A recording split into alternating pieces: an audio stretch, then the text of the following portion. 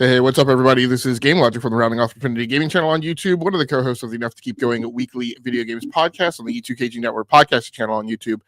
Back with another episode. This is episode number 411 for the 9th of November, Sunday, 2025. Here with me, as always, I have one of my stalwart partners in crime, Mr. DBQ Hams. How you doing, DBQ? Multiple crimes. That's fine. We can be multiple crimes. Yes, I'm good. I'm glad to be here. We have plenty to talk about and glad to be doing it. And I'm noticing as you fade in and out of your background there based on your black shirt and the black background. So we'll see how you blend in, but well, we're also going to see if this podcast holds together and I'm able to actually stay on. So I've been having problems with my Mac Mini M4 and a power interrupt problem that apparently is endemic to that piece of hardware when I try and use mixers, which I'm always on a mixer during a podcast. So I've shifted over here to my MacBook Pro, hoping that the MacBook Pro does not have the same problem. But if it does, then we'll have to figure something out. Are you running a new camera tonight, or your lighting looks a little different? It's actually under test right now. This is the Elgato Facecam 4K. So it is the new webcam from Elgato, who is now owned by Corsair, who makes a lot of the equipment that's used for live streamers and content creators. So when I had to shift stuff away from the Mac Mini, this camera had just come in. So I popped it up and we'll be running with it tonight. Cameras have not been the problem with the Mac Mini M4. It's been mixers. So we'll see how it goes. Worst case scenario, if I have to run away and throw on a pair of AirPods, I can get back on the podcast that way. But I'm interested to find out if it is an endemic Mac problem and not just to the Mac Mini. I think it's just to the Mac Mini because when I had my Mac Mini M1 over there, I didn't have this problem. And I had the same setup. I also had a dock over there. The interrupts only started happening when I brought in the M4. So we'll see how it goes. Sounds like a great way to kick off a podcast. Let's see how long it lasts until I crash. Right. Yeah. Well, it's very interesting because you mentioned we have a lot to talk about tonight. On that note, a recurring conversational topic on here is how I'm constantly tweaking the algorithm, the paradigm that I use to generate my playlist. And I did that again this week. I've been enjoying playing Ghost of Yotei and the Outer Worlds 2, but a lot of other events have been wanting me to get back to kind of my wheelhouse kind of games. And so I generated my whole list of, favorite genres and games in those genres that I want to play recurringly. It's a bit of a mix of the gas, trip that I was on. And it's not so much gas now, but it's about games that I want to feel like invested in. And that I want to have like a little more immersion in a way in which the term immersion is not normally used. In the way that a lot of gamers do, right? A lot of gamers use immersion in terms of like the graphics and the sound and the audio and the story and the narrative and how those things pull you in. Immersion for me is how I feel invested in kind of a game as a career, right? In a racing league, in my sports seasons, etc. And so that's what a lot of this week has been for me. As a result, I have had some of the most, like in a consolidated week, I've had some of the most amazing moments in gaming that I've had, like in a compact, short frame of time.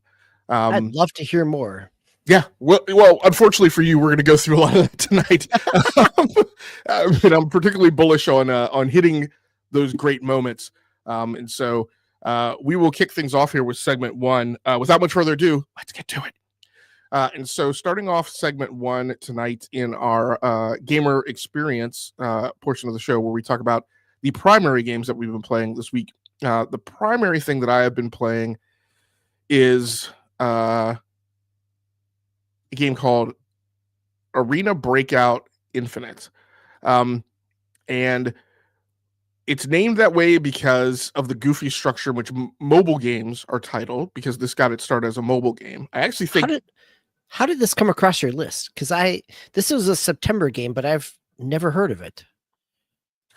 Yeah, so it came across because hold on, I'm just gonna address an issue really quick. It came across because Arc Raiders is getting a lot of attention and hype right now, and so I have been aware of extraction shooters, but I haven't really spent a ton of time diving deep into them.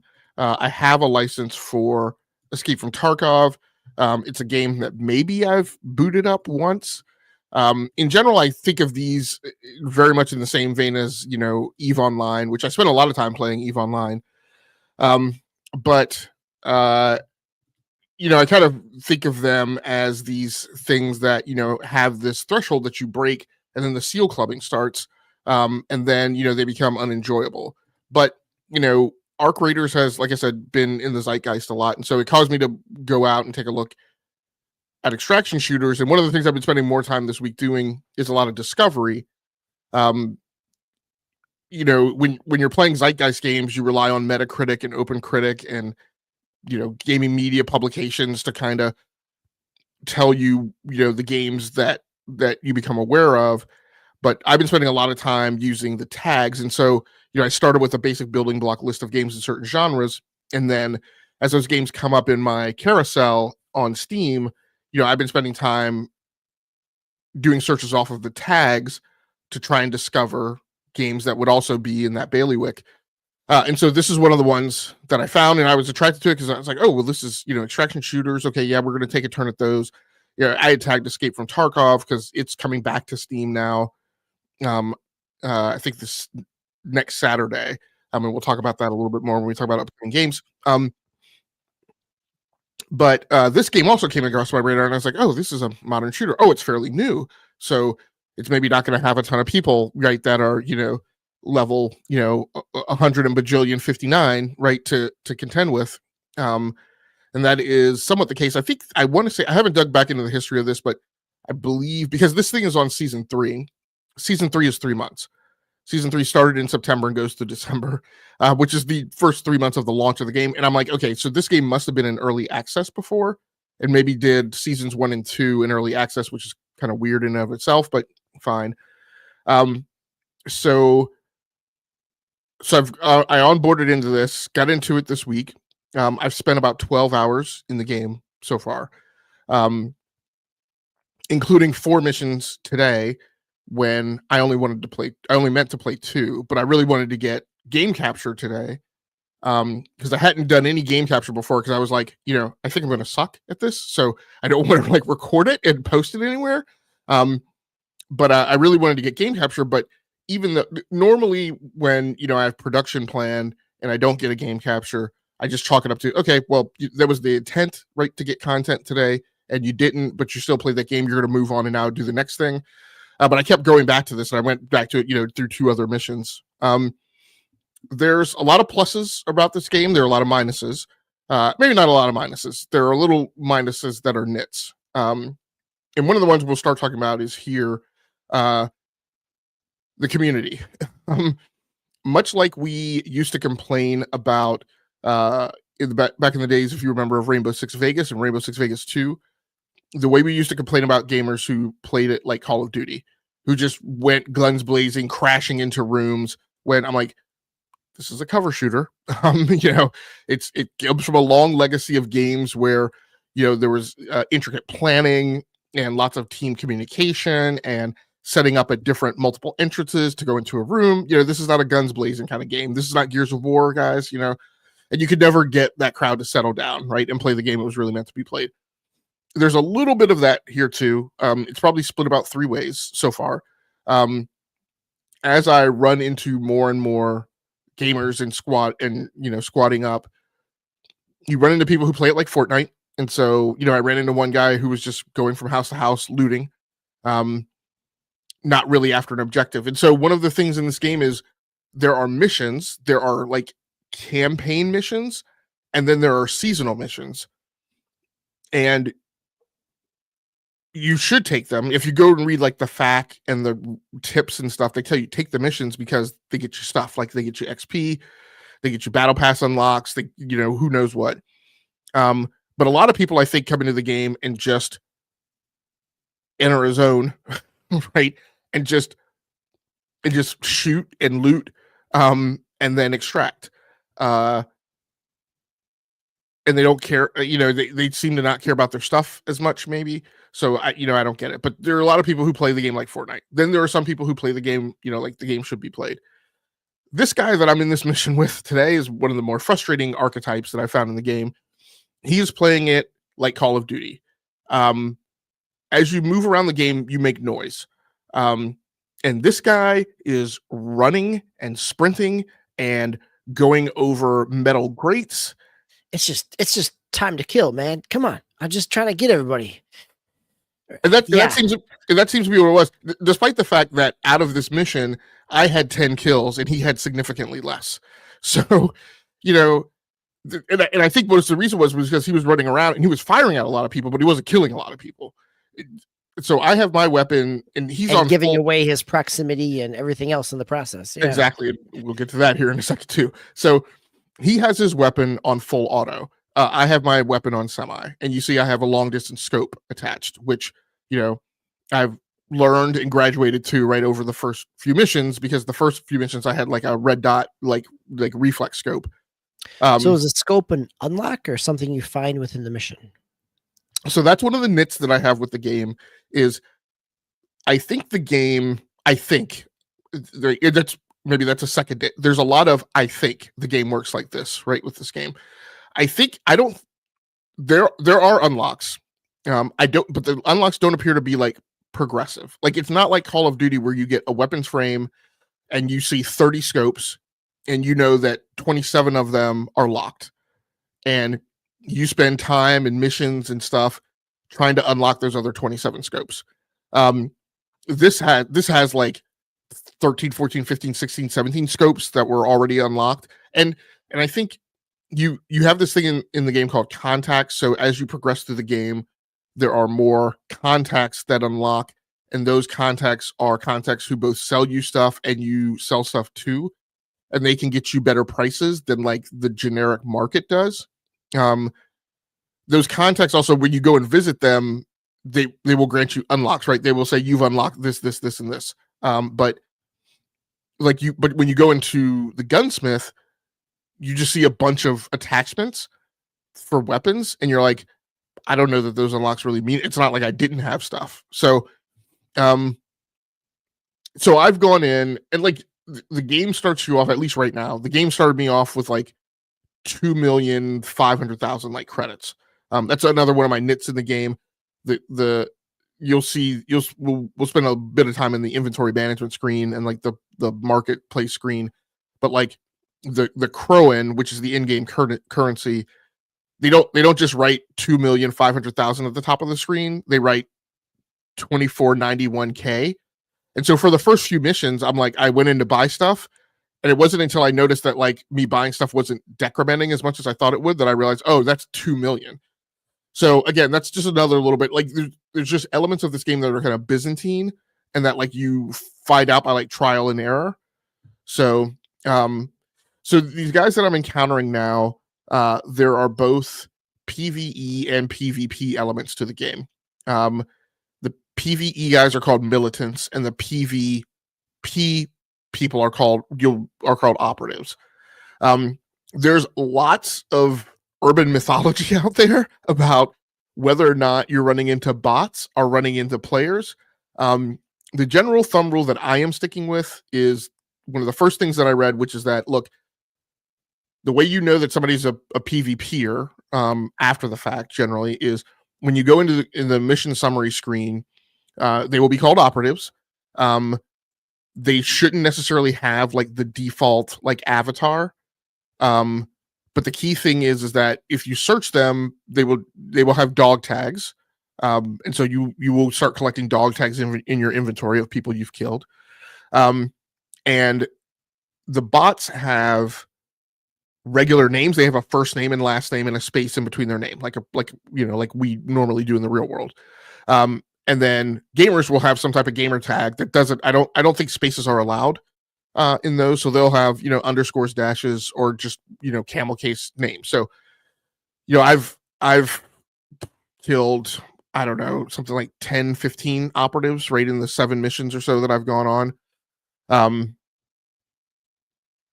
But some of those, there have been people who said, well, sometimes bots will have dog tags and sometimes bots will, and I'm like, no, but okay, everything that I've seen and encountered like disproves that. So I think these are people, and they have ranks, they have seasonal ranks and things. So, so here he is, hoofing it, just making all types of noise. The other thing is, like, when you go into buildings, it gets worse because if you're each on different levels, they will be making, lots of. So, like, again, he's unloading his clip of this He's guy, shooting at them, and you're like, and I fired one shot. Right. So, this is a really funny mission because, again, you make noise, right? When you're moving, when you move quickly, but you also make noise when you're injured. And so when you get injured, hey, what's up, hero? What's up, Ghostface Killer? Shout out to both you guys in the chat. Sorry, I didn't give you guys a shout out when you came in. He's got important griefing to get to here, people. So when you get injured, if you don't heal, particularly if you get a broken bone, if you get a fracture, you will be wheezing, coughing, sputtering, groaning, making noise like a injured person really would. And much like a person who, if you remember the movie Full Metal Jacket, right? The Vietnamese sniper lured the American platoon in because she shot a person but didn't kill them, and they were yelling and screaming and groaning, right? And that's kind of a little bit of what goes on here. Now, when you make this noise, other people can hear you. So I'm gonna try and flash forward in this mission a little bit. But there's a point where so as I'm heading for an extraction point, right? This guy, there will be typewriters scattered around the battlefield that if you pick them up, they will give you missions. The countdown timer is now down to 15 minutes, and you usually have 35 minutes in a mission. We're down to 15 minutes.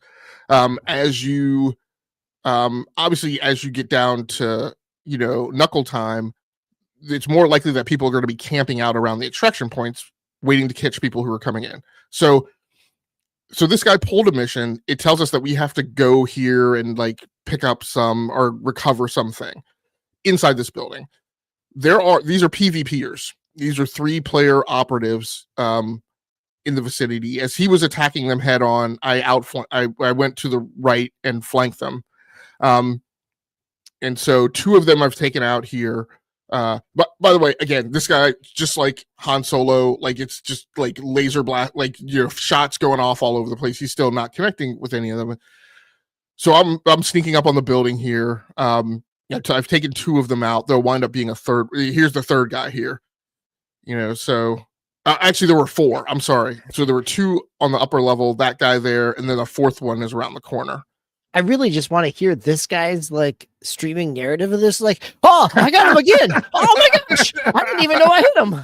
And like, you're just this guardian angel covering him, and he has no idea. So, and again, this is what I talk about, the great moments in gaming. So this 4th guy is left here. He's gotten the drop on me because I started charging the building, not realizing he was there. This guy and I are going to fight for like the next 5 minutes. Just constantly like shifting around the building, trying to get angles on each other. But this is the injury thing, right? So when you get a fracture, so you have different tiers of like medical gear. You have surgical kits, you have standard surgical kits. So you have small surgical kits, standard surgical kits. You have just health packs, basically, like you would in most other games. So this is an incredible firefight. Like he's down. he gets a shot on me. I slip inside a room. Now I'm under cover. I'm out of ammo. So, but at this point, like I'm wheezing and gasping and stuff, right? Because, Right. I've So he taken, can hear you in terms of placement. yeah. You, Now yeah. he's far enough away. He's hearing me isn't like he knows where I am now at this point too. But if somebody else comes along, right, it's going to be a problem. Now, oh, you got him. so it's funny. So now I'm going to lay down on this floor mat. So and in the team aspect of this, like, could your crazy teammate who is Han Soloing, could he come in and heal you as well or revive you? Is there that aspect?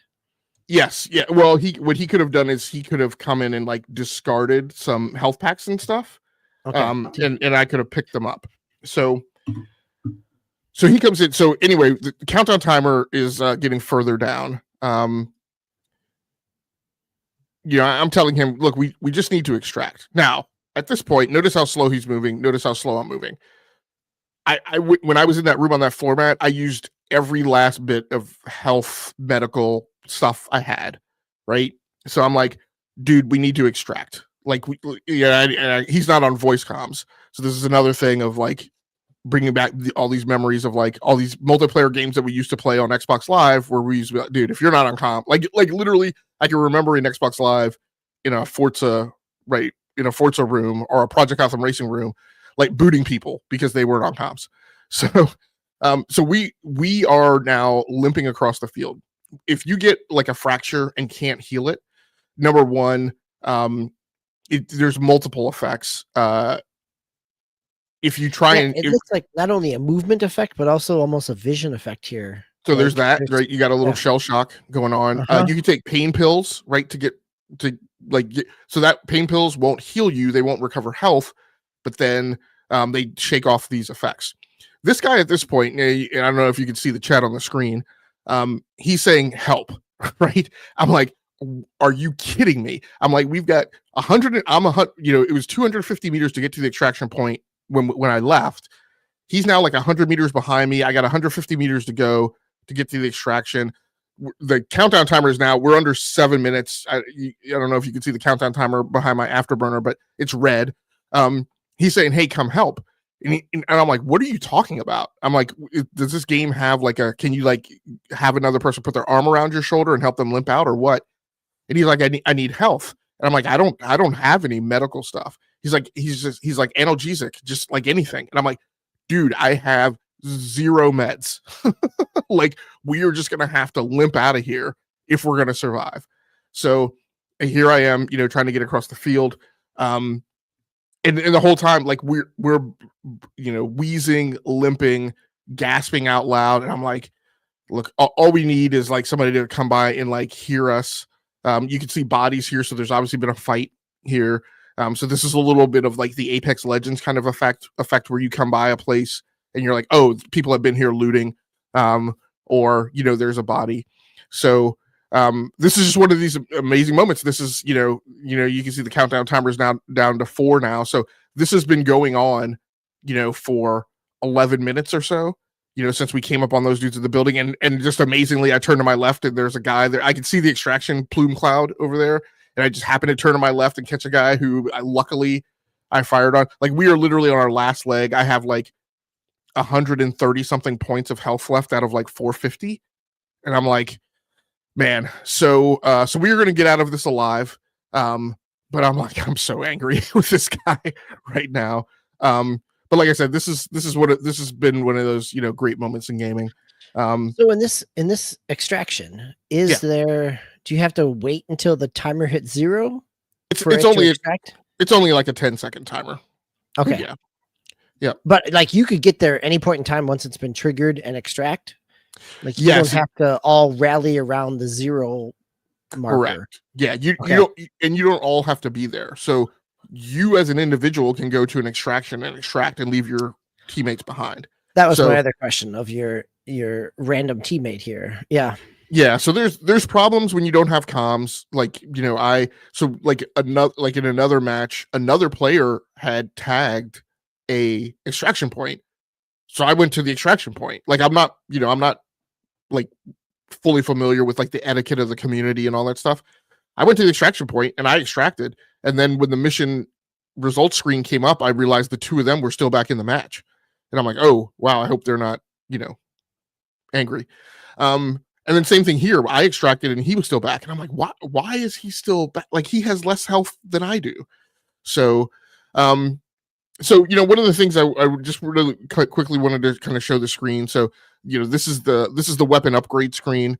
It is not as transparent as like a Call of Duty screen in terms of like when you take things off, when things when that improves. There are a lot of things like I had like the short range like reflex scopes and stuff. And when you put the larger scopes on, like the accuracy on the weapon doesn't increase. So like there's nothing that tells you what the effect of putting on the long range scope is, except you just assume that, well, I guess I can see further. I mean, that's the point, but there's no like buff to like the weapon specs. And so there's a lot of this. You're not getting 0.5 or, +5. Yeah. And there's no weapon score, right? That's like the other thing, like there is in Call of Duty. Call of Duty tells you like what the level is of the attachment you're putting on, so you kind of generically know this is a better attachment than the other one. And there's no overall weapon score. The other thing is like it does this where it says like, hey, if you put this attachment on, this other associated attachment needs to be taken off because they're like paired together. But it doesn't tell you which attachment it is. So like you literally sit there playing with the weapon sometimes, just taking a attachment on and taking it off, putting it on, taking it off, putting it on, to try and figure out which other attachment is disappearing. So there's lots of little things like that. Like I said, there's a lot of very kind of, again, like EVE Online, like, just trial and error trying to figure things out. There's some nits with like it's not readily transparent.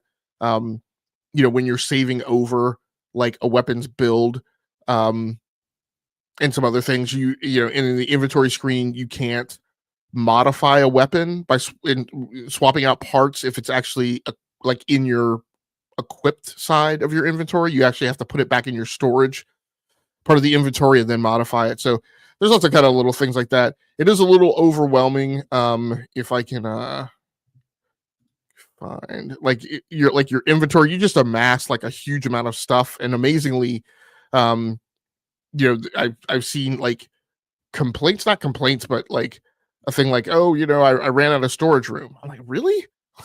Like, look at this inventory, and I was scrolled down to like the bottom half of my inventory. So, but yeah, I'm having a ton of fun with it. Like I said, I have not really spent a ton of time playing, extraction shooters, but I'm having a huge ton of fun with this. It's very much that Madden effect where, yes, you need to play out your whole season, but for some people, the point of playing through the season is for you to get to the off season and recruit a bunch of free agents.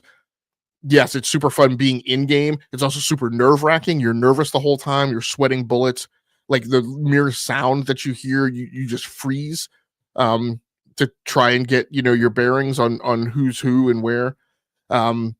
It's very anxiety inducing. And so a couple times today, I was like, I'm gonna play another mission, man, but I got to take a break. But yeah, but the paradigm, the design paradigm of like the maps and the engagements and everything is oriented around to trying to get a mission to be 10 to 15 minutes. Even though there's a 35 minute timer. Well, I think those timers are moving at like 1.5 times speed or something like that. I don't think it's a true 33 minutes. So it's designed to get you in and out in 10 or 15 minutes. But I spend a ton of time messing around with inventory management, spending time in the marketplace, because you're earning in-game currency, but then you're constantly finding things that you need to sell. A lot of these things you don't sell directly. You put them on the market, and then you wait to hear that somebody has bought it. And I spent a ton of time, in the weapons upgrade thing. Like I said, managing inventory, managing weapons. Now, I'm only using one primary weapon. It's this AK-74, and so I can tell now that I'm also getting super attached to it. So when I eventually get killed and somebody steals it, then I'm going to feel a certain kind of way. But yeah, I'm having a ton of fun I just playing want to this. go. It's really interesting to listen and hear and watch it. And there's a lot of depth here, as you said. That this is all it's spun off of a mobile game, correct? Like this is a Tencent game. There's an arena breakout on mobile, but is it different than this, or you're not playing together with mobile people? Like this is a subset of this with Arena Breakout Infinite, correct? As far as I can tell, yes, yeah. Okay. I don't know if there's cross progression, or anything like that. As far as I know, I think it got its start on mobile, and then it's a separate game that was made for PC. Yeah, I'm appreciating all the depth to it. So cool. And this is by More Fun Studios, which this seems to be its kind of initial release on Steam as well. Yes, and like I said, I think it maybe experienced a period of time of early access. Early Yeah, access. Yeah, that makes yeah, sense, especially if it's spinning out of something online. I yeah. mean, on mobile. To me, I don't know how grubby it's going to get. I will say upfront, it is free to play. As far as I can tell, you could spend a ton of time in the like. You're not even. You have to get to a place where you unlock before you can even spend money. The battle That was pass my next wasn't available. question. Yep. In Yeah, terms of a Tencent game, like how much of this is microtransaction? yeah. The battle pass wasn't available right away. Um, the way the battle pass works is there is a free tier of the battle pass, and in fact, that's how it's presented to you. Like it doesn't even. I don't think I even got a screen that told me to buy the battle pass. Um, you just unlock the battle pass at a certain point, um, and then you can buy an advanced battle pass for $5 or a premium battle pass for 15. And then that's relatively it. Again, I don't know how deep it goes, but you know, at least at this stage, I've put $15 in. You know, and like for $15, it's a 100 level battle pass. The $15 because I bought the premium like just unlocks the first 30 levels of the battle pass.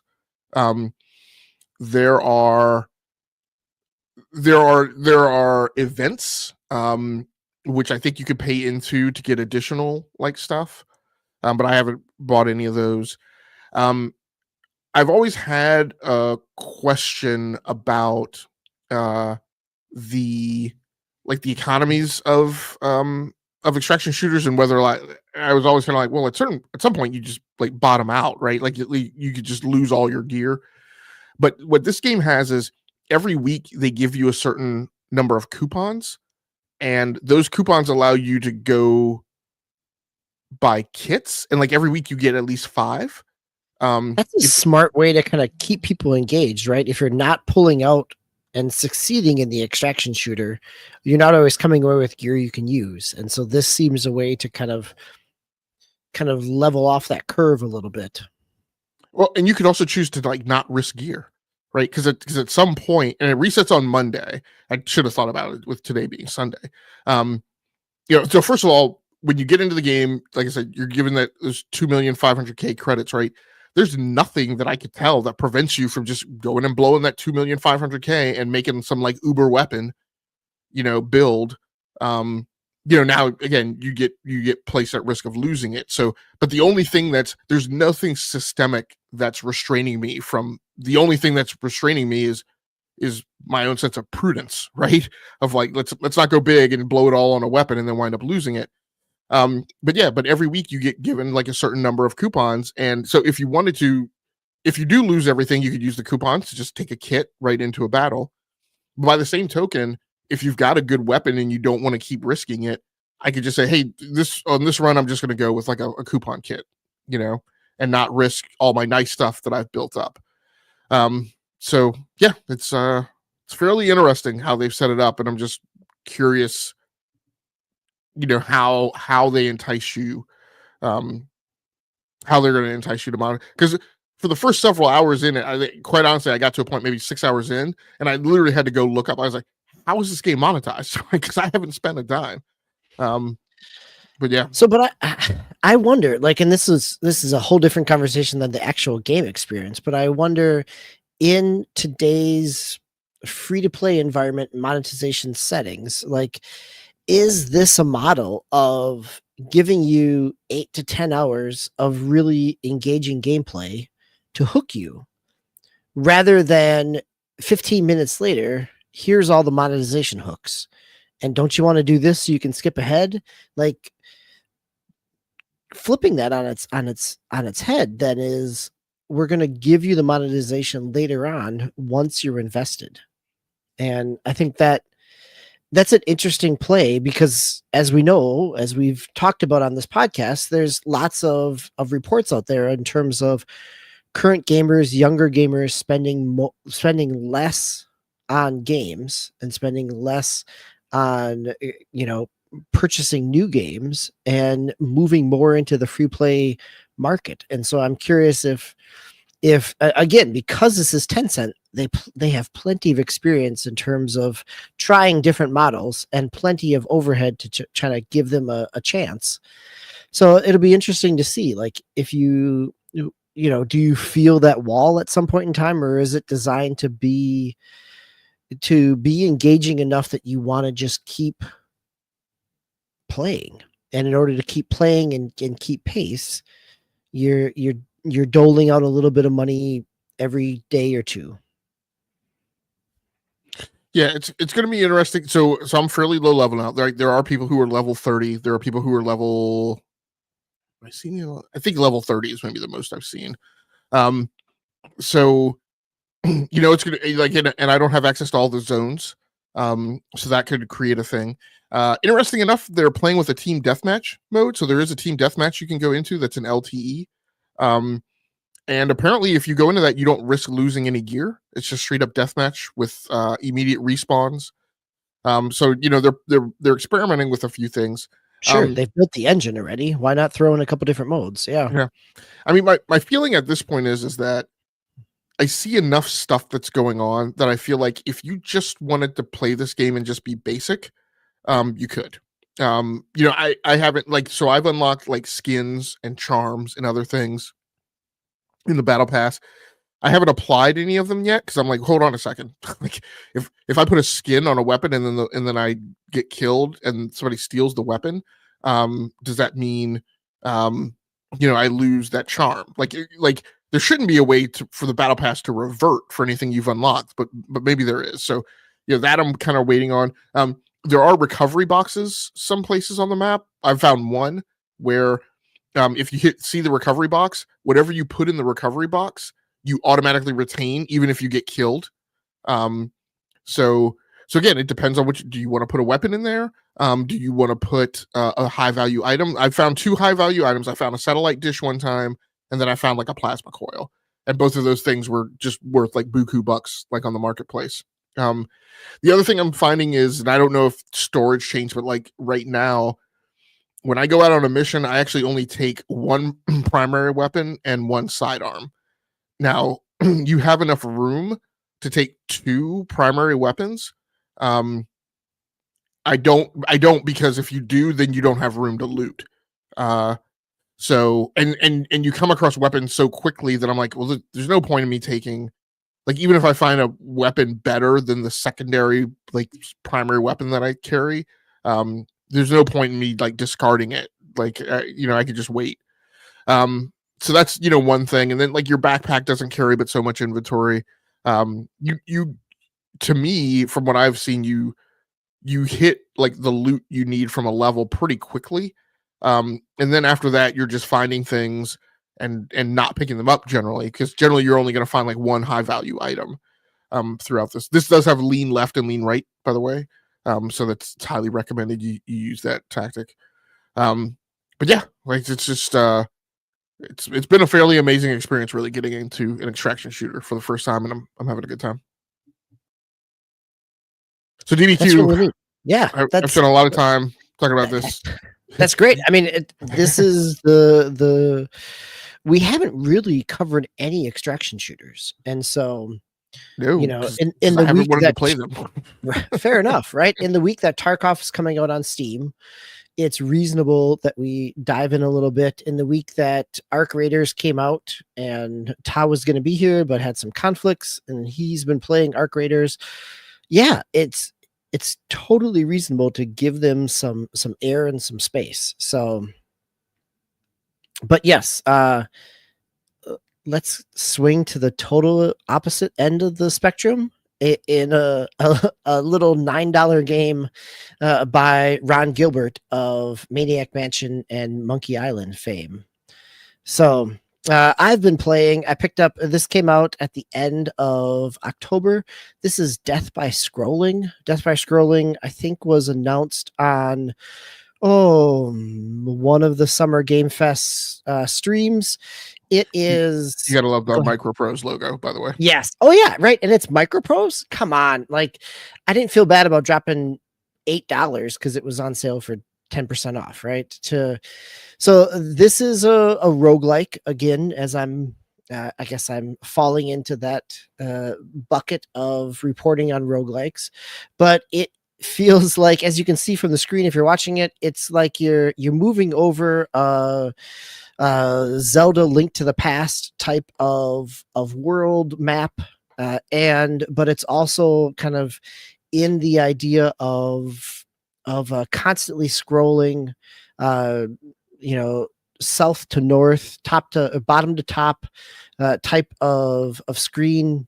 Just like all the ways that you hated if you ever played a Mario side-scrolling, auto-scrolling one where it continued to scroll left to right and never stopped. The idea here is that you are stuck in purgatory. You are moving, you're starting at the bottom of the screen and moving toward the north. You have weapon pickups, and those weapon pickups, it took me probably 2 rounds to figure this out, but those weapon pickups have a limited amount of ammo or of uses. And so if you're not picking up another one of the same one, it will eventually, you have kind of either a melee weapon or a ranged weapon. And at this point, I've only played through probably an hour. There's some meta progression in here as well. You're collecting gold. The overall idea is that you're trying to get 1,000 gold to get to the ferryman to take you over into the afterlife. And also, in addition to getting gold, you can get gems. And gems are kind of your meta progression of adding additional skills, whether it's additional damage or additional health or bonuses or speed boosts. And so as you're scrolling from top to bottom, there's flames coming around or you're scrolling from bottom to top, the flames coming up from the bottom as you're escaping hell, basically. And at different points in time on a map, that it'll iris down, so you're only seeing a small portion of it, and you'll hear the Grim Reaper come. And so the Grim Reaper, you can attack them. They don't take any damage. Basically, you have to just outrun them until you get to the top of the map. And so sometimes that is simply just outrunning them, and sometimes it is out navigating them. And because this is a bottom to top type of scroller in the kind of 16-bit pixelated aspect of flat kind of zombie ate my neighbors kind of moving around on a screen, you can both kind of trap the Grim Reaper by cutting them off and flipping switches to drop bridges or to get them stuck on something, or you can pick up abilities that give you walk on water abilities. And so you are as you move up that map is a series of islands. Oftentimes there's bridges. Sometimes, as happened to me, sometimes you can get to an island that has no other bridge to go north. And so you either have run out of your walk on water and you're stuck and die, or you moved quick enough and keep on going. And so, yeah, you can totally die and lose a run that way by just getting stuck on an island of a dead end. But you can also, have the ability to pick up items to surpass that, or to navigate out and trap some of your enemies. It's super light. It's a Ron Gilbert game, right? So it's light. There's some humor to it. The writing is a little tongue in cheek, but not overly sarcastic or like trying to be too self-aware. It's not taking itself too seriously, and in a for a $10 game, and it was a lot of fun over the couple days that I've been playing it. So I've been on the road a lot this week, playing with my Steam Deck, and definitely this was a game that was easy to pick up, play a few rounds, and come back to it at a couple different points in time, but also one that I really enjoyed. Like, it's not super complicated. There's some depth to it, but it also is super approachable for a roguelike, which isn't always the case, as I've talked about, like with Absalom last month, where the combat was a lot of fun, but it took you multiple hours to unlock enough combos in that combat to actually feel like you're starting to overpower anybody or find a flow to it. So it's simple on its surface, and it's designed to be such. So it's really enjoyable. Very cool. And this was a game you picked up on Steam? Yeah, right now I think it's just on Steam. I haven't looked to see if it's on anything else, but yeah. Is this something that you played during, like, I forget what it's called? Like, no, it's not something I picked up on a whatever. Next Fest or a demo. No, this was something that I heard about on a podcast that it had come out, and it surprised me because I remember over the summer thinking, oh, that game sounds kind of fun in terms of just this, 16-bit auto-scrolling roguelike. And I didn't see any press for it. And so even trying to find reviews for it after it's been out for a week has been relatively minimal. But at what, $10? What's that? A sandwich over lunch, maybe, right? And a soda. Like, I've already gotten multiple hours of enjoyment out of this game. So, and how does it strike the balance between, what our co-host Swissguard used to say, finding the whimsy? How does it strike the balance between that and the roguelike? Like, where is it on the scale of harshness, right? From a roguelike perspective? I feel like once you start to figure out its systems, it doesn't feel super harsh. Like the first couple of runs when I didn't understand that I could run out of attacks or weapon attacks, I couldn't figure out why suddenly I no longer have any range and why I only have a punch that stuns people. But it's very approachable. It also has 3 difficulties. Like, I was playing on the normal. You have very rarely do I see a roguelike with difficulties. So you could up it to it's got an easy, normal, and hard. And so, heaven, purgatory, and hell settings, right? Like, I was playing just on the normal and the medium setting, and I didn't feel like I was making a whole lot of progression, but I also understood what I was trying to get to, and I could see that it was going to take me a while to get there. But the runs themselves, like, you're moving from level to level, so no level is more than, like, I don't know, 5 scrolls up, so like 2 minutes. And you keep going. As you get to the end of a level, you can, if you have enough gems, you can upgrade something. There's some kind of side quests that happen where, this first one is finding a letter. And so in addition to, as you move from level to level, you always come back to kind of the same end point, which is right before the ferryman boat. And there's a few people, and this is where you buy your upgrades. but you also, at the end of each level, similar to many other roguelikes, you have the choice of, you get a portal that opens up, or two portals that open up, and it doesn't tell you anything about them. You just kind of see the environment: ice world, desert world, forest world.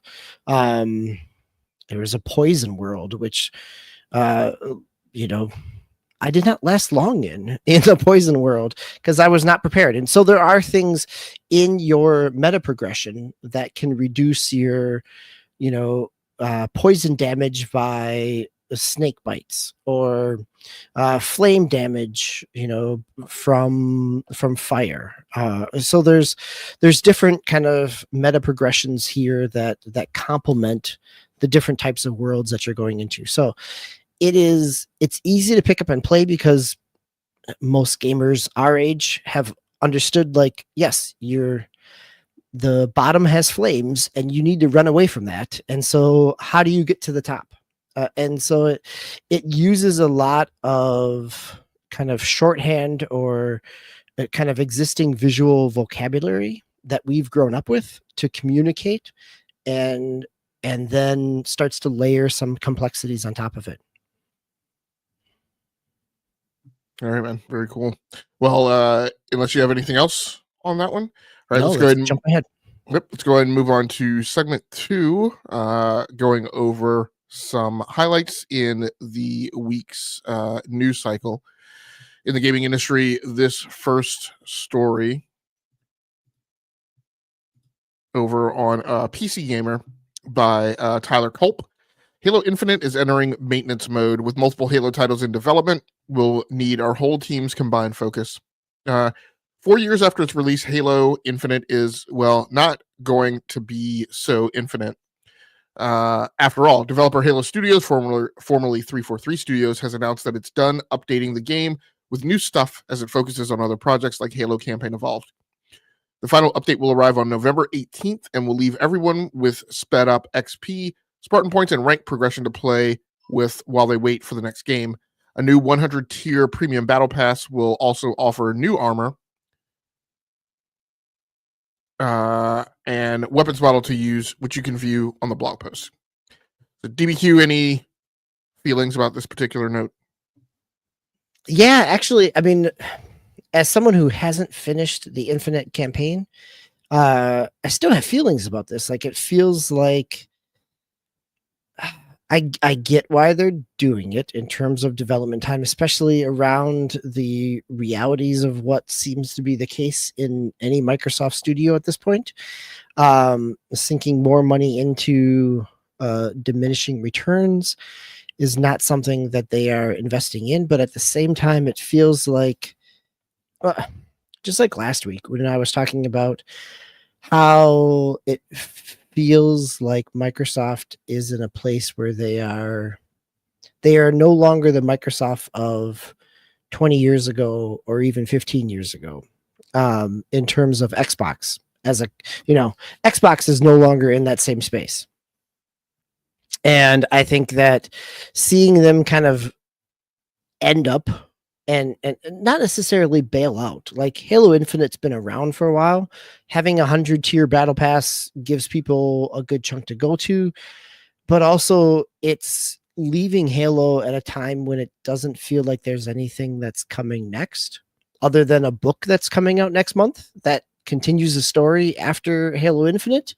So this is where my Halo lore knowledge comes in, right? Like, there's other stuff going on within the Halo universe that is more engaging than what Microsoft is producing at this point. And that's disappointing. I think that's the biggest piece of this, is that I wouldn't feel bad at all if they're capping a battle pass and ending support because they have something coming down the pipe.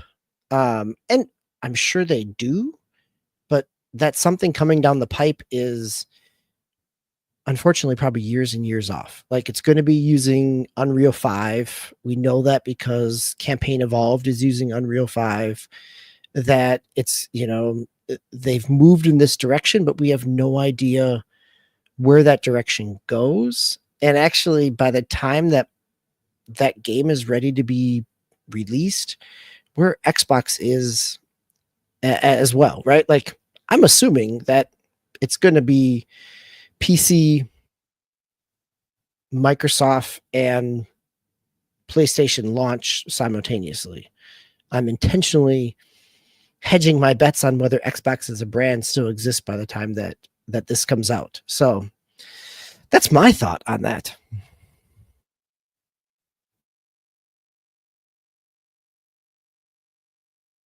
Well, I'm glad you mentioned that.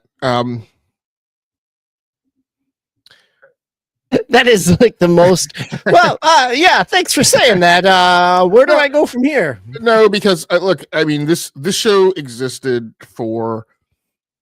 We talked about it the other week. This show goes back almost 20 years, right? In terms of its original genesis, and as I've gotten around the circuit a little more, right, and have started to rub shoulders with content creators, which we didn't do. Nobody on this cast did that before.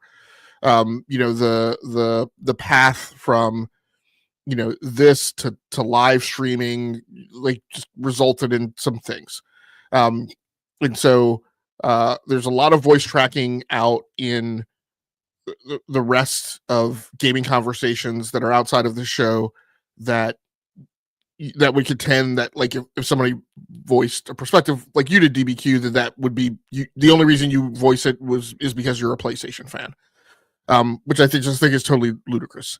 And so it's good to hear on this show where we've for many years encapsulated ourselves outside of that bubble in our own thing, that pragmatic perspective is there. I mean, my personal feelings are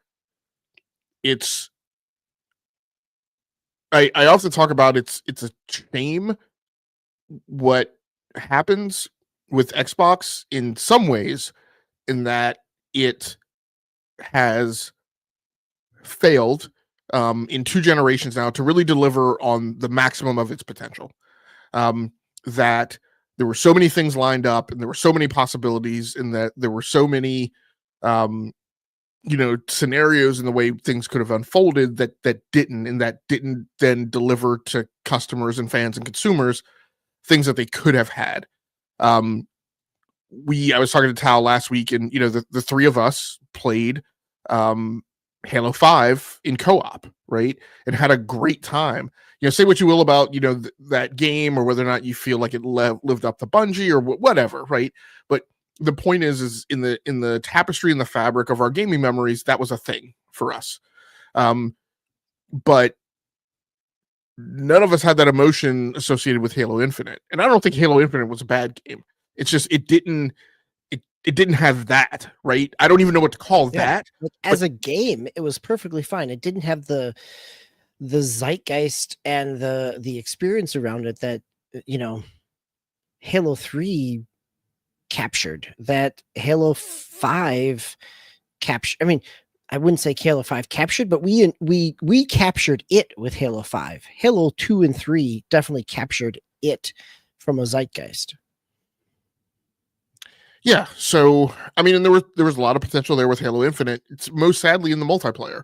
The multiplayer is a great game, and is powered you by spent time there. I've spent time there. Yeah. And as a game that was powered, by a good engine. There were some rough edges around it. Desync was a problem, but in general, it had great potential. And one of the things that would have propelled it would have been a regular cadence of a game as a service, as a live service game, and they never hit that, right? And so, as you were going into Christmas, right, and they kept kicking the can down the road of when a new season would start, and we're not going to do a new season. We're going to give you this. We're going to give you that, and that's what this feels like. It just feels like, here's a thing. It's been around for several years. It never achieved its full potential, and as a whimpering last gasp, right, we're going to put it on life support and shift it to O&M and give you guys some last tchotchkes and trinkets, and then we'll see you guys right in the next Halo. But as you said, the problem with that is the next Campaign Evolved doesn't have multiplayer. It's not clear It has co-op play, just not a multiplayer competitive mode. Right. Yeah. So, and it's not clear what comes after that, right? And again, you can argue that, well, nobody owes you a roadmap and yada yada yada. But the point is that this is a matter of consumer confidence, customer confidence. Without a roadmap, and with the roadmaps that have been delivered in last years that have not been delivered, going back to the 12-month plan, you're left with a, well, maybe Halo the MCC is getting remade. Like, what's getting remade in Unreal Engine? When are we getting the next major Halo game? And then even when you get it, let's say it's 2028, right? Is Infinite Umber, fan of the show, said he thought it might be. That's 8 years after the start of this generation, which launched without a Halo. And so, I look at it as, if you're somebody invested in an IP and you're a fan, it's 8 years that you haven't had a thing, right, that you may have wanted. So, yeah, it is what it is. I was just playing Halo Infinite, in fact, like last weekend, and had a blast. Again, because as a PvP combat game, like it's awesome. It took me a little while to get into it, but I was playing it on my Xbox Series X. I had my keyboard and mouse hooked up and had a great time. So, we'll just see where it goes. In opposing news, let's talk about a good news story.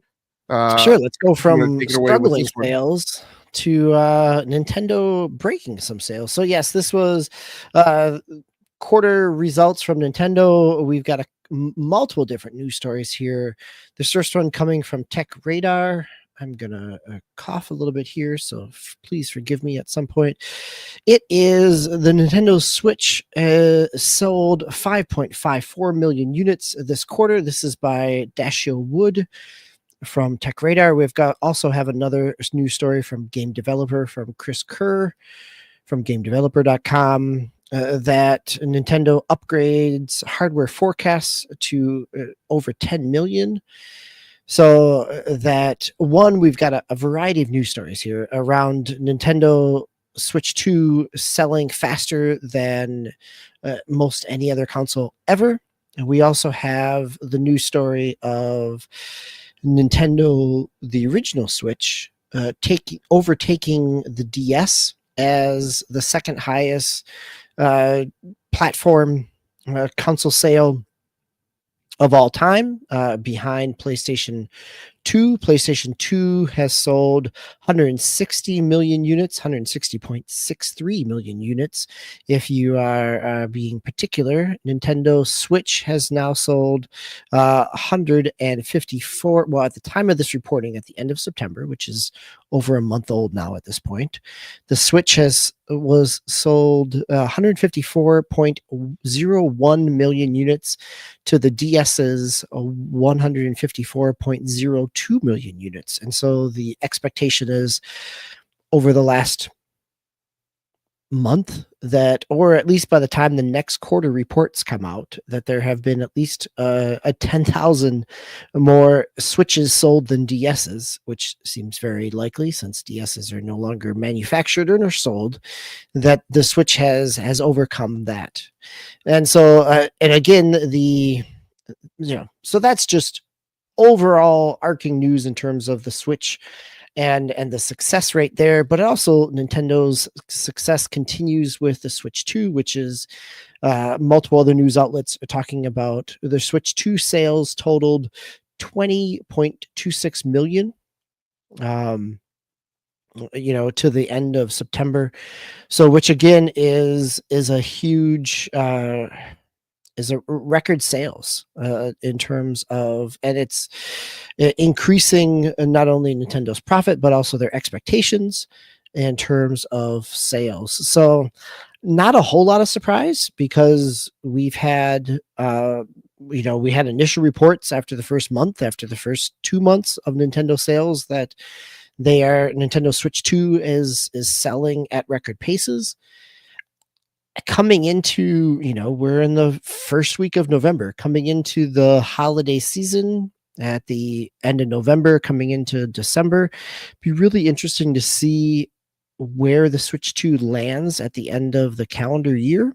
Both in terms of, it'll be a half year from a fiscal year standpoint, but also it's been a while since we've seen a console launch where it hasn't been hardware constrained in terms of supply on shelves. Like, it is definitely very possible to look online and order one, or to walk into a big box store and see them. Now that we're past like the first 2 months of the initial wave, very accessible online, which is, I would think, ideally what a company would want coming into the holiday sales. But that only speaks more volumes, as we're talking about, over the past month, we've been talking about big box stores like Costco and Sam's Club getting rid of Microsoft Xbox consoles. We've seen the decline. Last week or 2 weeks ago, we were talking about the reality of Microsoft sales in the hardware and their decline there. So from Nintendo's point of view, it sets them up in a pretty good spot moving forward, but also coming into the holiday season puts them in a pretty good space as well. Game Logic, not much of a surprise here, but any thoughts? Nope, none. I said the Switch 2 was going to sell Bonga. It's selling Bonga. Congratulations. Let's put your, what else you got? Let's put some money on it. And granted, admittedly, this is the out of the gate, right? The question is how long will it sell over its life cycle?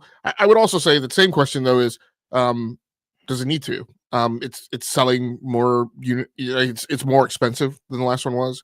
Right. I don't know that the unit sales is the tail of the tape, is the final tail of the tape, right? It's all a matter of what does Nintendo do from a revenue percentage? What does it do from a profit percentage? And is it satisfying to them? Because I don't know that, they're since they became, not the only game in town like they were for decades, their concern has not been to be the number one, it's just to be profitable. Yeah. It's just to run a good business. And quite honestly, out of all of the companies, right? And I mean that I can, and platform owners and publishers, I think Nintendo is the one that, to me, gives off the essence of being focused on making good games. Or having a sustainable business model rather than needing to maximize profits every quarter. Right. Rather than needing to be number one, rather than needing to take it to competition X, Y, and Z, rather than needing to lay off employees, right, to improve profit margins. Yes, they do some draconian stuff from a consumer perspective. Hold on, I'm just gonna interrupt you here. Yeah. Here down under, are you saying that Valve is a software company? What was the last release that Valve had? Okay. So what, their multiplayer game that's still in early access? So yes, Hero Down Under on the chat is saying including Valve in terms of our praise of Nintendo's business model, but I had to give him a hard time. So, but yes, I think you're right, Game Logic, in terms of what you're talking about around Nintendo and its profitability and its sustainability. Yeah, and I do want to different, like, and I'm not saying business model, right? Because business models are a thing and they're almost a different conversation, and Nintendo definitely does some draconian stuff, right, to make themselves kind of the Disney of video games, and they do some things that we've seen lawsuits to tell us exactly that. Yeah, boy, yeah, and they do lots of things that like aren't great for you as a consumer. Like, again, we're living in this era where for the first time ever we've gotten 2 generations where we've kept the same eShop, right? 2 generations in a row. Every generation before this, you've been told, hey, you can still play that digital stuff if you want to, as long as you keep the old piece of hardware around, right? Other than that, that's the only way for you to access. So yes, there's a lot of stuff, but what I'm saying is in terms of voice tracking and PR and what I hear much more out of Nintendo from a creative perspective than I ever heard out of Doug Bowser for the amount of time he was around. Like, we heard from that guy, I think, like twice. He made comments that I can remember. And PlayStation does a lot in PlayStation's focused on creative, but they also articulate very much how their creativity blends into their business model and like why their business model is the way it is. to protect and preserve the things that they want. And Xbox talks about business models like every day. So Nintendo's a thing, and it's nice to see that consumers are rewarding Nintendo for that the Miyamoto, right, of video gaming, right, kind of from a spiritual and ethos perspective. So let them sell more. I mean, I'll also say, like, I have no expectations or even realistically that the Switch 2 should sell as much as the Switch 1, right? Like, I think any console that existed during the COVID pandemic and the lockdown in a worldwide perspective, it sees a bump that is going to be hard to duplicate in any type of generation. But the fact that when it already had a head start and wasn't as supply constrained with raw materials and components as people trying to launch new consoles right in the middle of the pandemic. Exactly. It was on shelves and accessible and affordable, more or less. So DBQ, you want to turn the screw one more time back to bad news?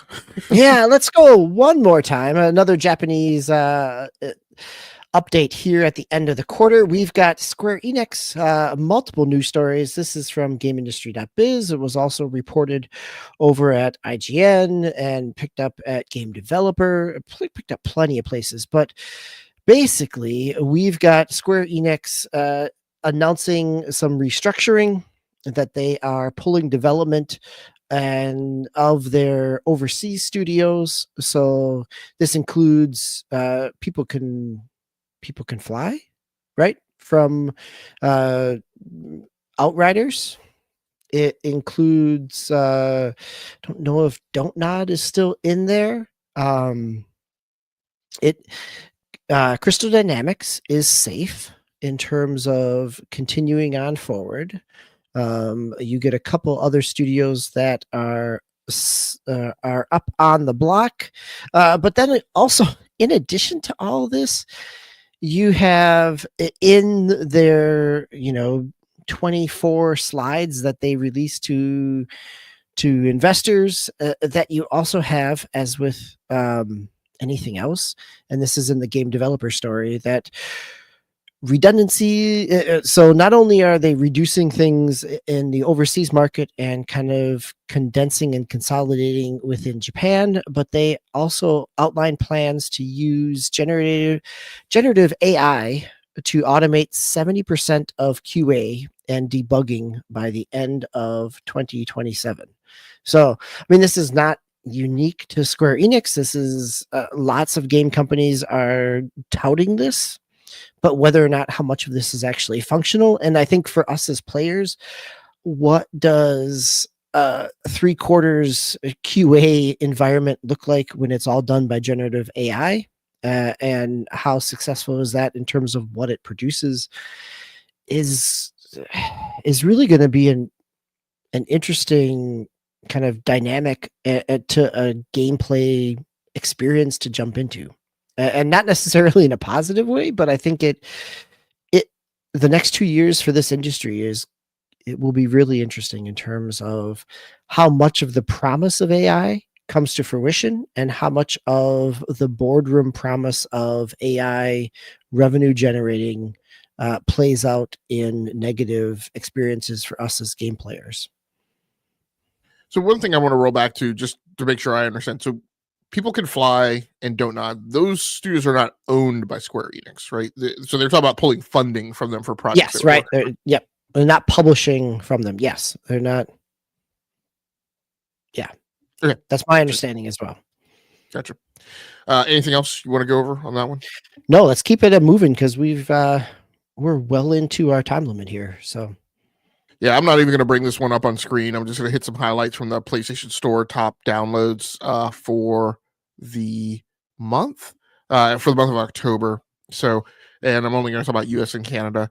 At the top of the list, running down the list, Battlefield 6, Ghost of Yotai.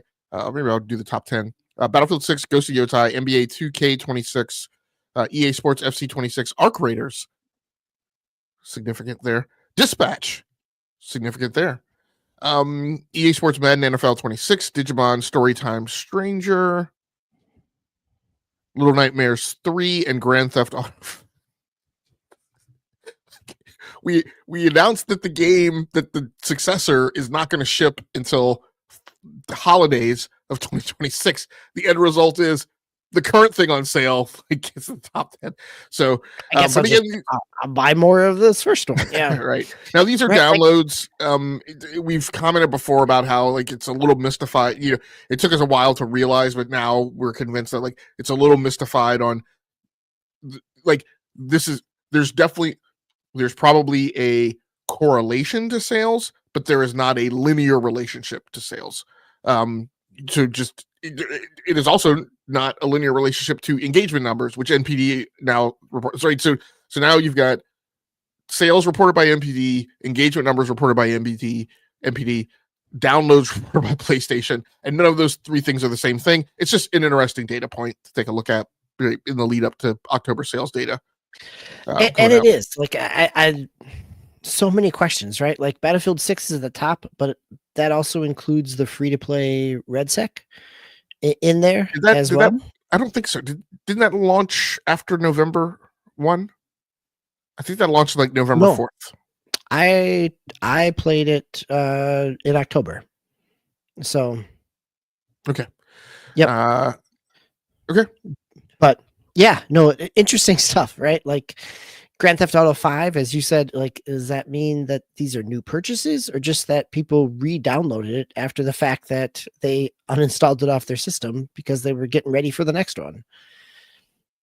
Yeah, you're right. So Battlefield RedSec was Tuesday, October 28th. But I'm going to go out on a limb and say that I would assume that like 92% of this data is based on sales from Battlefield because Battlefield did launch in October. Yes, I think that's completely fair. Yeah.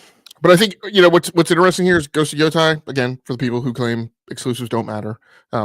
Here it is. That's one of the most downloaded games on the PlayStation Network in the month of October. Arc Raiders, like I said, that's significant, right? Extraction shooter coming out from an independent studio. And Arc Raiders just launched at the end of the month. So yes. Yeah, not many days of reporting in there. Very true. Very true. Dispatch getting a lot of buzz. Significant that it's here in the top downloads. Interesting enough, NASCAR 25, which I understand, which was a game that I'm very interested in. Actually, as far as I know, put out by the iRacing company, and apparently also not a great game. I think it's getting like mixed reviews on Steam. I heard mixed. Yeah. Yeah, this was what I was keeping my eye on. It might still be one that I take a look at. iRacing is on my list of things to get into because I just found out that it actually has like single player. Yeah, it sounds like the on the track stuff is pretty solid. There's not much depth in a multiplayer aspect, but the single player probably is even stronger than multiplayer at this point, from what I've been reading about it. Yep. A couple other things I won't go through where these are ranked in the list, but weird that Jurassic World Revolution 3 makes the list. Can I go back to NASCAR 25 for a minute? Yes. Yeah. So these must be preloads because NASCAR 25 doesn't actually launch, according to our own agenda, doesn't launch until this week.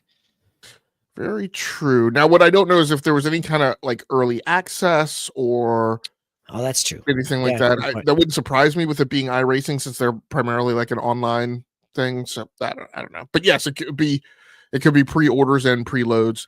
Does it say? I can't remember. Is NASCAR 25 a paid game? Yeah, no, it's a I think full price or at least pretty close to full price type of game. Okay, so it's not a. We're talking. Yeah, I'm curious. Is it a module within iRacing or is it a standalone game? I just haven't had a chance to look at it, and I stopped putting effort into looking into it when I saw it wasn't getting great reviews. On Steam, it's a standalone game. Oh wow! That is coming out on November 11th. Yeah. Is it 70 or 60 or 50? On Steam, there's not a price yet, so that's interesting. Which is because it's just not out yet, so they don't always release it beforehand. So, but I'm pretty sure on Xbox or PC we could see some. It is $60 as a game. Yep. Wow. So again, outstanding things: Jurassic World Evolution 3, like I said, The Outer Worlds 2 charting, an Xbox published game on PlayStation. Dying Light the Beast in here within the top 20. Good to see that happening. And that's about it. That's really outstanding to me. As a personal fan, I'd like to see NHL 26 waiting in at the tail end there, just barely making it onto the charts. But it's interesting. So it looks like they count the free to play separately. Like This is where downloads are a tough Yeah. metric, because just because it's downloaded doesn't mean it's successful in sales. Yeah, I was almost about to say I don't know why I put this news story in the rundown. Like every time we got frustrated with this whole download thing a while ago, and now I'm reading it again, and I'm frustrated again. So Battlefield. So I would believe, because there's no transparency, and so we're guessing, right? I believe that Battlefield 6, like in the download chart, should be the Battlefield 6 paid thing, and the RedSec thing, which is on a separate free to play chart, is then different. Actually, this is actually good movement, actually, because DBQ, when we fell down the hill with this thing before, that was one of our comments that were like, well, how are all these other things big downloads when none of the free to play stuff is on the chart? Well, now they're breaking out on a separate chart, which might lead you to believe that now there is a closer correlation between the download stuff and actual sales on the platform. Right. And purchases versus free to play downloads. Yeah. Good point. Yeah. So I think what we'll do next time around is I'll hold on to this, and we'll take a look at the NPD numbers when they come out and see if there's close correlation. Nice to see Delta Force charting in the free to play. I'm very saddened. The game looks good. It looks like something that would be in my wheelhouse that I'd be interested in. It's sad to see that it's not getting like super great reviews. Let's go on to segment 3 and round out our the other stuff we've been playing this week, because we've got a lot of stuff to talk about from that perspective too. And I am supposed to start this off. You are, but I'm going to just cut you off and say go ahead. 2 of my games that I had on the agenda were here very much for Tao if he was going to be here, right? Like I was going to talk about Simpsons Fortnite and the new mobile PC release of Sonic Rumble, which is kind of like Sonic Forces crossed with the Fall Guys. But without Tao here, I'm going to save that for another day. Guess what? You can go out and watch plenty of other media there. I will say that Sonic Rumble is clunky, but also really engaging in terms of a platform. Like if you enjoy Sonic games, it's hard to. I have played way more of that than I probably should. So, but I've also only spent $2. So, but going back to your, previous 10-cent conversation of investing time before throwing money at you, that is not the Sega model of we're going to give you lots of payment options right off the gate. Because chances are, if you're playing a Sonic game and you're a little kid or an adult that likes to like Sonic, you probably want a lot of costumes, and we're going to charge you for them. But it feels like a platformer battle royale, which works out pretty well. So what I'll go ahead and kick off with is for this segment to follow up, or rather than kick off, is Doom the Dark Ages on Steam Deck. And how's it running at Steam Deck? Well, it runs very well, quite honestly. I feel like interesting that the capture didn't capture the frame rate thing. So actually, one of the most interesting like tech blurbs about this capture is this is from so when I've captured on the Steam Deck before, I've run it through like a standalone capture card, and like projected it onto a big screen and played it that way. Steam a few months ago rolled out its own capture utility within the Steam client, like you can get to it through the overlay. And in my opinion, it actually works really well. This is from a capture on the Steam Deck. I didn't have to, there was no impact to the fluidity of the game. The capture only comes out at 720p, so there's that. But Like, what a great way to just have an onboard utility that actually works well, particularly in these days when I'm like not very happy with NVIDIA Shadowplay and its lack of reliability, and have gone to using OBS when I'm on a big boy set top box or a PC, or I should say when I'm on PC to get a game capture, and when I'm on PS5 and Xbox, I use their native clients. It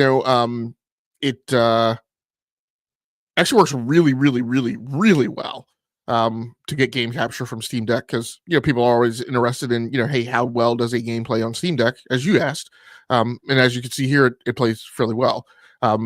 Again, if you get past like the resolution not looking great, because now we've taken the image and blown it up, but it plays really well.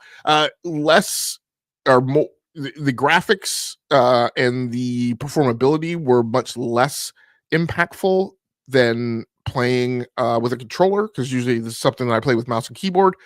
And the ergonomics of probably all handhelds are such that my hands cramp up after playing a little while. I will say my normal playing session on Steam Deck is usually I'll play for like 30 minutes at a time, maybe 45 minutes. I stuck with this for an hour and a half just because I was having so much fun playing it on Steam Deck. So tons of fun.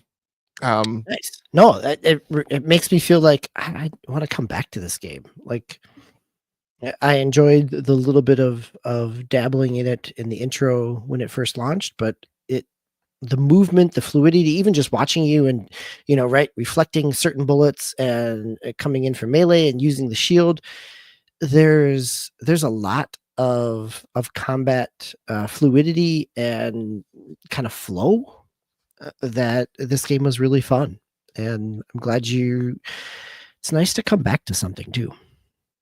Yeah, and the parry system just kind of puts the icing on the cake. Yes. Yeah. Yep. Now, I will say, playing on Steam Deck, the one thing that is also like takes away a little bit is the platforming.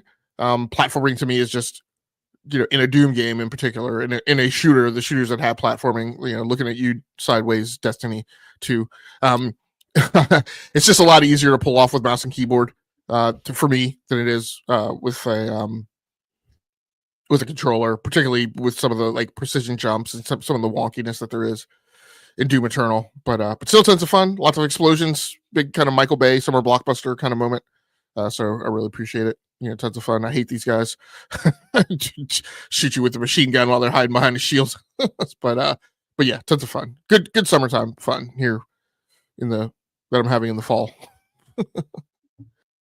So DBQ, you had another game that you also played on the interesting enough, because this was on the Steam Deck OLED. You were also playing another game on the Steam Deck OLED. I brought my Steam Deck OLED along on a little bit of travel, and had a chance to. This is a game that popped up on my radar last month, and I threw a video, or I threw just a trailer in the chat if you want to grab it. But it's Shrine's Legacy. So it's a 2-person studio. It's a 16-bit type of RPG. The studio is Positive Game Concepts. They've been working on this game for 9 years at this point. First announced it back in 2016. It has, they have had a couple different trailers out there. It is not something that saw a whole lot of press. Even finding some reviews on it have been relatively, like, the reviews I've seen have been positive. There's just not a lot out there. It's a $20. I think I picked it up for maybe $16, $18. It feels like it lands somewhere in the 16-bit era of Legend of Zelda, Link to the Past, of Secret of Mana, and Illusion of Gaia. They also cite Terranigma as some influences. So if you're watching this, it has 2-player co-op ability built in that you can be playing. It's a isometric kind of overhead Legend of Zelda, Children of Mana type of action RPG. You've got attacks, you've got mana, or you've got magic points. The general conceit here is that you are a legacy that has a you are the descendant of somebody that vanquished this great evil, and you have the sword, but the sword needs 8 gems to totally power back up in order to vanquish this returning evil. And so it has a little bit of humor in it. It's got you're moving through a variety of different landscapes and environments, and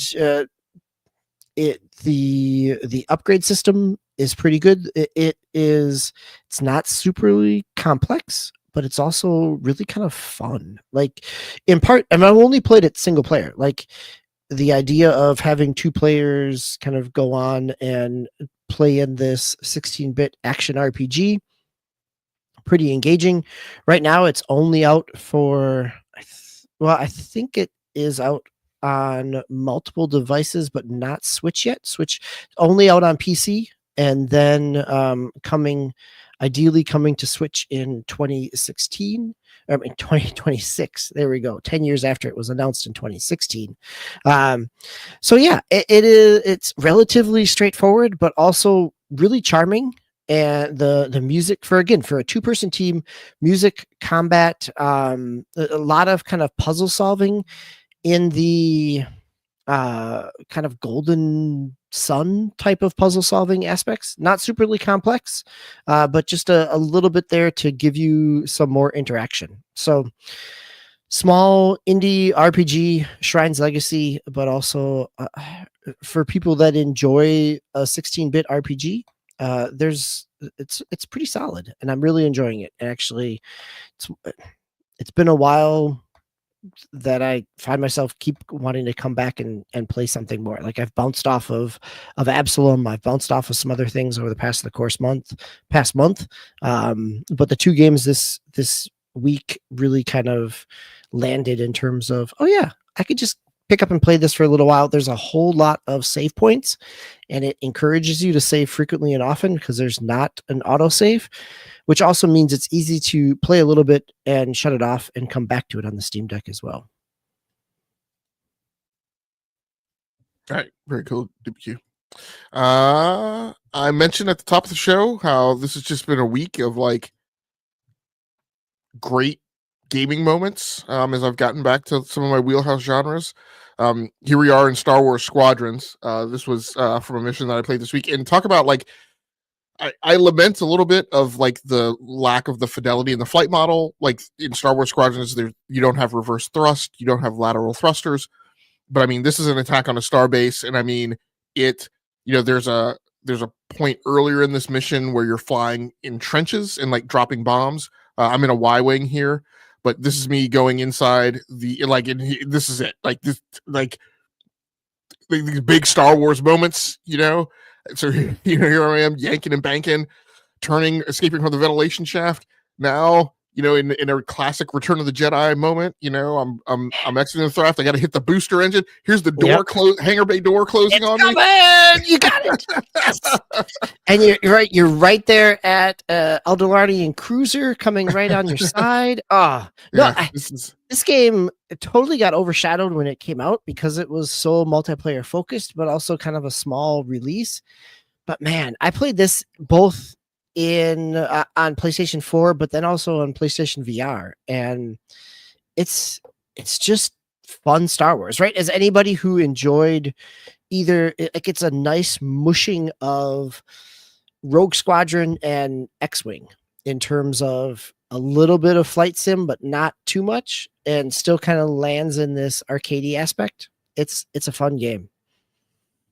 Yeah, and if you played, like I played a ton of, like, just when I got back into PCs big time, when I really started building PCs, one of the games that came out right at that moment, that like figure very big in like my memory of the initial PC experience was X-Wing Alliance. And X-Wing Alliance was so great because it had all these different ships that you could fly, and it had the simulator that you could just go in, and you could basically just fly any ship in the Star Wars fiction pantheon. Sure. That was the first time you got a Corellian cruiser as well. Yep. Yeah. So, no,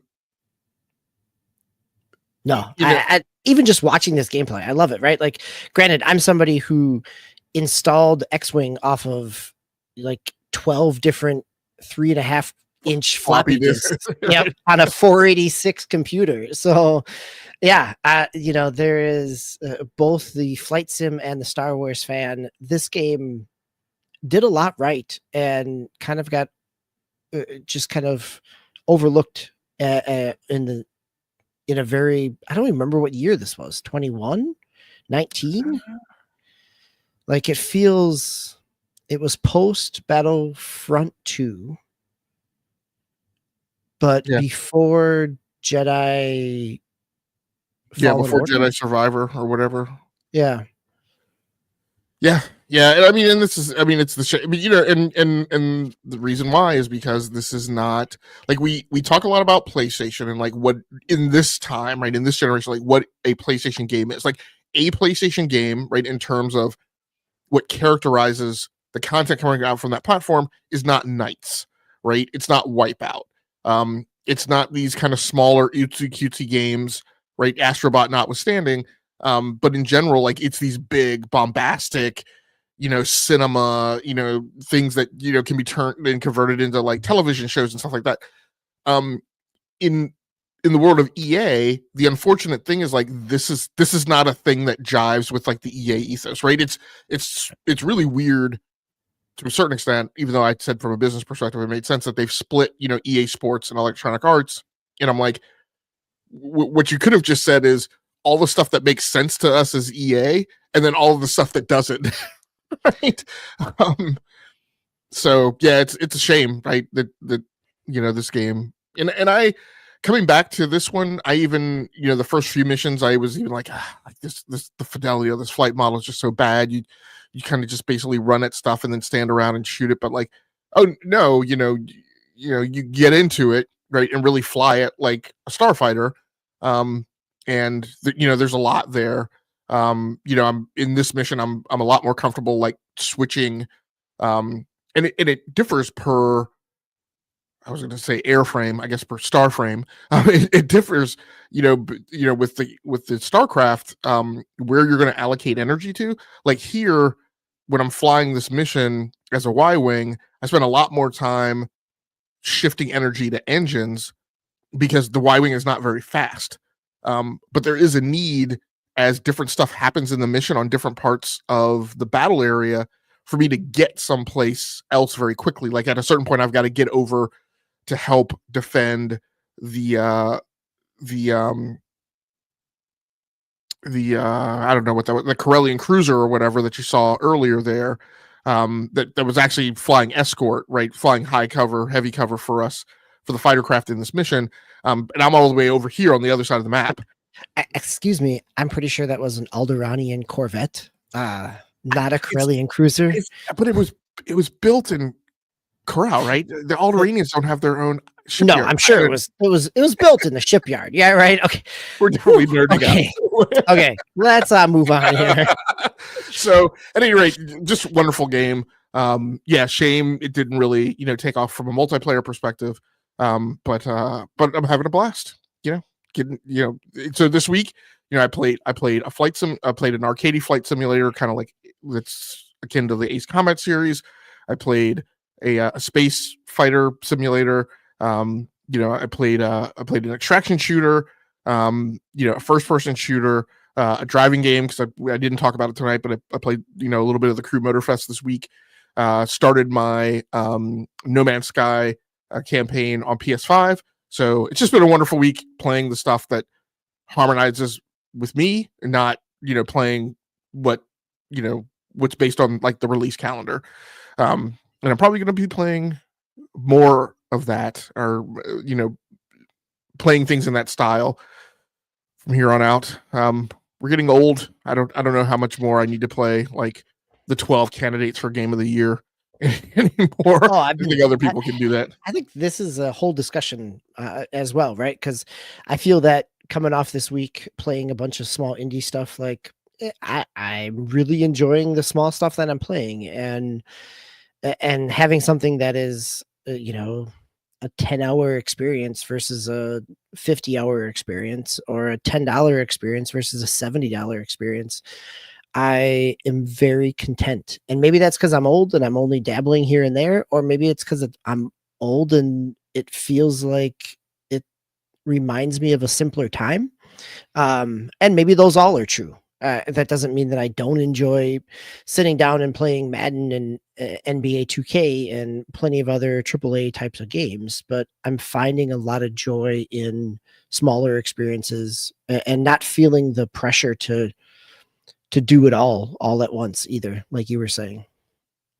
Yeah, and I won't wax philosophical tonight or get into this too overly, but I've mentioned it on this podcast. We've talked about it. I've mentioned it on other podcasts. Like my personal feeling is like, if you are a lifelong gamer, if you started gaming in your teens and you go on to continue gaming into your 60s, right? If you spend 50 years as a gamer, I think as you go through that journey, if you don't go through phases, if you don't evolve, if you're just like the same gamer you were at 18, at at 58, 68, that to me is, I won't say weird, but like the whole point of engaging in the art is to go on a journey, right, and to evolve, um, and to not be comfortable, right, to do different things. So you know, um, so hopefully people, there are lots of people getting that out of it, and not, we talked about Xbox a little bit tonight. Hanging out on a platform, waiting for it to become something, right, over 10, 14 years. 21 years, right, is just kind of strange to me. But outside of even that conversation, just like saying that you are this type of gamer and you only play the one thing, and not stretching your wings and trying out other stuff, or going through different phases, is just maybe there's things that, maybe there's experiences that you missed. I don't know. At any rate, I think that's going to do it for us for tonight. Oh, wait, no, sorry. Last thing to cover, new releases out for this week. Starting with tomorrow, Fallout 4 Anniversary Edition comes out tomorrow on PC, PS4, PS5, Xbox One, Xbox Series X and S. The aforementioned NASCAR 25 comes out on Tuesday on PC only. Anno 117 Pax Romana comes out on PC, PS5, Xbox Series X and S on November 13th. Yakuza Kiwami 1 and 2 comes out on the Switch 2 on November 13th. This is a busy week. Call of Duty Black Ops 7 coming out on PC, PlayStation, and Xbox on the 14th of November. Are those still last generation? That's a good question. I think I actually put this in the rundown. Whatever site I pulled it from didn't specify what SKUs it was coming to. So we'll fact check that and look it up. And then, as we also mentioned earlier in the show, it is PlayStation 4 and Xbox One. Yep. Okay. And then, as we also mentioned earlier in the show, Escape from Tarkov 1.0 coming out November 15th. So yeah, that's a packed week. When I initially put this down, I didn't put everything on here. I think somebody added. I think Tao definitely added Yakuza. Yeah, that makes sense. It was a Switch 2 release. Yep, that seems like something. Yep. Yeah. Originally, I only had 3 things on this list, and then it doubled. But I may have added things too. It's interesting that Anno 117 comes out this week, which is a Ubisoft title. Given that Europa Universalis also just launched, I think last week, and that is a Paradox title. So those two going head to head. And Paradox is only selling Europa Universalis on Steam. Europa Universalis 5 on Steam, which I thought was interesting, given that Ubisoft's arrangement has been to only sell it. Well, I guess with Assassin's Creed, they went back to Steam day and date, right? Yeah, they are back on both Steam and Epic at the same time. Yeah, well, they had an exclusivity deal with Epic for a while, but they had been selling. Then they went to Epic and their own storefront. Maybe they were doing that the whole time. Assassin's Creed actually bought directly from Ubisoft, and then now they're back on Steam. So, be an interesting fight between the 4X games, historical 4X games, and Crusader Kings 3 is still in the mix because they just recently dropped DLC like a month ago. So, interesting times across all genres. Well, thanks a lot for everybody who came through the chat tonight. Thank you very much, Hero Down Under, The Real Nate, Ghostface Killa, and Ramon Terrell. We appreciate you. For anybody who happens to watch the archive version of this live show on the E2KG Network podcasting channel on YouTube, we appreciate you as well. Please feel free to like the video and subscribe to the channel so you can just receive a notification whenever we post new content. We'll be back again next week with Tao sitting in as the primary host and DBQ and I as co-hosts. So until next time, take care of yourselves. Stay safe out there. Play the games that you like. Come here to talk to us about the games that you love. Once again, my name has been Game Logic from the Rounding Off Infinity Gaming channel on YouTube. Here with my stalwart partner in crime, Mr. DBQ Hams. Until next time, good night, good luck, and good gaming. That's going to do it for us. We're out of here.